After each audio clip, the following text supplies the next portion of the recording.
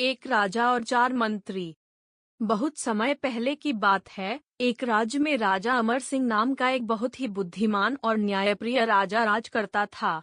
उसके 4 मंत्री थे, धर्मपाल, करमचंद, बलवीर और चतुरसेन। चारों मंत्री अपनी अपनी जगह पर बहुत काबिल थे, लेकिन उनमें एक कमी थी, वे कभी एक दूसरे से सहमत नहीं होते थे। हर बात पर उनकी अपनी अलग राय होती और वे आपस में उलझ पड़ते। राजा उनकी इस आदत से बहुत परेशान था। राज्य के जरूरी फैसलों में बेवजह देर हो जाती। एक दिन राजा ने उन्हें सबक सिखाने और उनकी एकता को परखने की सोची। राजा ने चारों मंत्रियों को बुलाया और कहा, मेरे प्यारे मंत्रियों, मैंने सुना है कि पास के राज्य में एक बहुत ही अद्भुत हीरा मिला है। मैं चाहता हूँ कि तुम चारों जाओ और उस हीरे के बारे में जानकारी लेकर आओ कि वह कितना अनमोल है और क्या हम उसे हासिल कर सकते हैं। चारों मंत्री तुरंत जाने के लिए तैयार हो गए। राजा ने जानबूझकर उन्हें अलग अलग रास्ते बताए और कहा, तुम्हारी काबिलियत इसी में है कि तुम अपने अपने रास्ते से जाओ, लेकिन वापस एक साथ लौटो और एक ही निष्कर्ष पर पहुंचो। चारों मंत्री अपनी अपनी दिशा में निकल पड़े। धर्मपाल धर्मशास्त्रों का ज्ञानी था। वह अपने रास्ते में लोगों से धर्म की बातें करता और साधुओं से मिलता जुलता। एक साधु ने उसे बताया कि असली हीरा तो इंसान का नेक कर्म है, बाकी सब मोह माया है।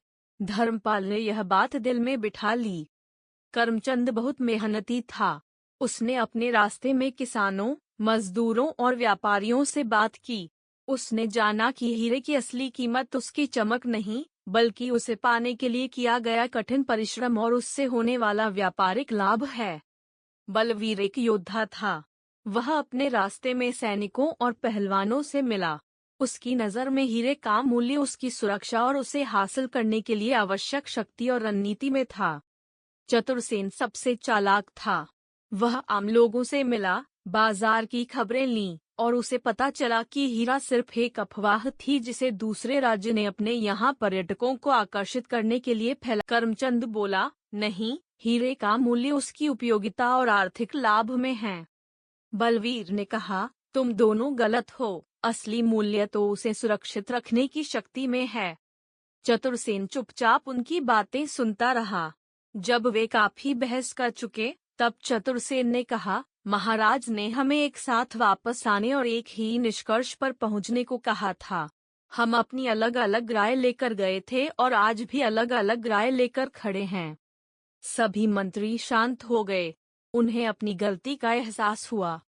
जब वे राजा के दरबार में पहुंचे, तो उन्होंने अपनी यात्रा का वृत्तांत सुनाया। राजा ने धैर्य से सुना और मुस्कुराकर चतुरसेन की तरफ देखा।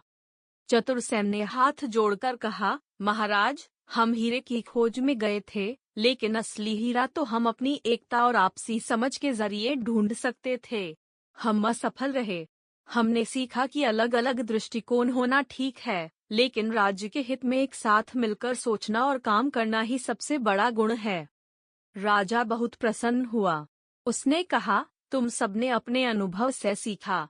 असली ज्ञान यही है कि जब भी कोई समस्या आए, तो अपने व्यक्तिगत मतभेदों को भुलाकर एक दूसरे की राय को महत्व दो और एक होकर समाधान निकालो। उस दिन के बाद से चारों मंत्री एक टीम की तरह काम करने लगे और राज्य में सुख शांति बनी रही। सीख, एकता में ही बल है।